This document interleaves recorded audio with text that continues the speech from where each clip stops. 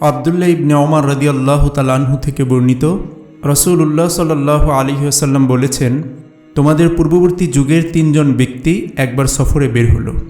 পথিমধ্যে হঠাৎ তাদের বৃষ্টি পেয়ে বসল। তখন তারা একটি পাহাড়ের গুহায় আশ্রয় নিল। তারা গুহায় প্রবেশ করা মাত্রই পাহাড় থেকে প্রকাণ্ড একটি পাথর পড়ে গুহার মুখ বন্ধ হয়ে গেল। তখন তারা পরস্পরকে বলতে লাগল, আল্লাহর সন্তুষ্টির জন্য করা নিজ নিজ সৎ আমলের কথা স্মরণ করো এবং সেসব সৎ কাজের উসিলায় আল্লাহর কাছে প্রার্থনা করো। এমন হতে পারে আল্লাহ তাআলা পাথরটি সরিয়ে তোমাদের এ মহা বিপদ থেকে মুক্তি দেবেন। তখন তাদের একজন বলল, হে আল্লাহ, আমার পিতামাতা ছিলেন অতিশয় বৃদ্ধ। আমার একজন স্ত্রী ও ছোট ছোট সন্তান-সন্ততি ছিল। আমি মাঠে বকরি চড়িয়ে তাদের জন্য জীবিকা নির্বাহ করতাম। সন্ধ্যায় ঘরে ফিরে তাদের জন্য বকরির দুধ দহন করতাম এবং আমার সন্তানদের পূর্বে প্রথমে আমার পিতামাতাকে দুধ পান করাতাম। একদিন একটি গাছের সন্ধানে আমাকে অনেক দূর যেতে হলো। ফলে ঘরে ফিরতে সন্ধ্যা গড়িয়ে রাত হয়ে গেল। ফিরে এসে আমি তাদের দুজনকে ঘুমন্ত অবস্থায় পেলাম। তারপর আমি আগের মতোই দুধ দহন করলাম। এরপর আমি দুধ নিয়ে আমার পিতামাতার মাথার কাছে দাঁড়িয়ে রইলাম এবং তাদেরকে ঘুম থেকে জাগানো ঠিক মনে করলাম না। তাদের পূর্বে আমার সন্তানদেরকে দুধ পান করানো সমীচীন মনে করলাম না। তখন আমার সন্তানরা ক্ষুধা কাতরতায় আমার পায়ের কাছে গড়াগড়ি খেয়ে কান্না করছিল।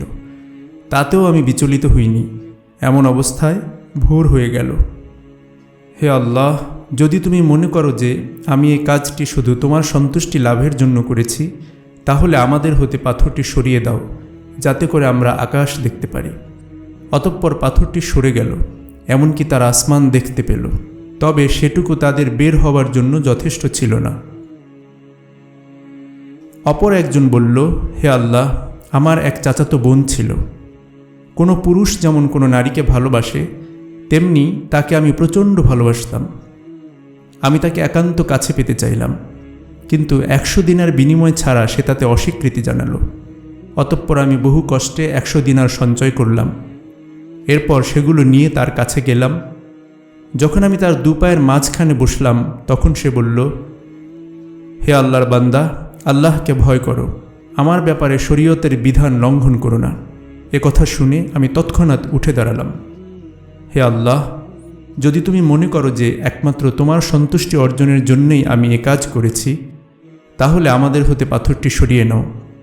তখন তিনি পাথরটি আরও কিছুটা সরিয়ে দিলেন, কিন্তু ততটুকু বেরিয়ে আসার জন্য যথেষ্ট ছিল না। অপর ব্যক্তিটি বলল, হে আল্লাহ, আমি 1 ফারাক শস্যের বিনিময়ে একজন শ্রমিক নিয়োগ করেছিলাম। সে তার কাজ শেষ করে আমার কাছে তার প্রাপ্য পারিশ্রমিক দাবি করল। আমি 1 ফারাক শস্য তার সামনে পেশ করলাম, কিন্তু সে তা না নিয়েই চলে গেল। আমি সেই শস্য জমিতে চাষ করতে থাকলাম। শেষ অবধি উৎপাদিত শস্যের বিনিময়ে গরু বকরি সংগ্রহ করলাম ও দেখভালের জন্য রাখাল নিয়োগ করলাম।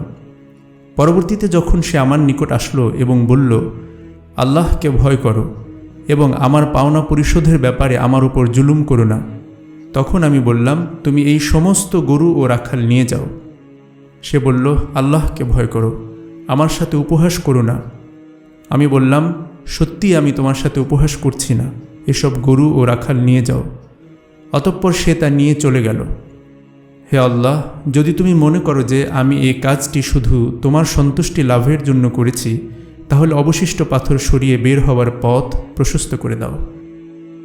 তখন আল্লাহ তাআলা গুহার মুখ থেকে সম্পূর্ণ পাথরটি সরিয়ে তাদের সংকট দূর করলেন। অতঃপর আল্লাহর ওই 3 বান্দা পাহাড়ের গুহা থেকে বের হয়ে আসলো। এ হাদিস থেকে আমরা শিক্ষা পাই, একজন মুমিন হিসেবে সর্বাবস্থায় আল্লাহর ওপর তাওয়াক্কুল করা উচিত এবং যে কোনো বিপদ মুক্তির জন্য কৃত ভালো কোনো কাজের উসিলা করে আল্লাহর কাছে দোয়া করা উচিত। আর কঠিন বিপদাপদেও আমরা যেন আল্লাহর সাহায্য এবং নিয়ামতের ব্যাপারে হতাশ না হই। আল্লাহ আমাদের ঈমান এবং আল্লাহর ওপর তাওয়াক্কুল বৃদ্ধি করুন। আমিন।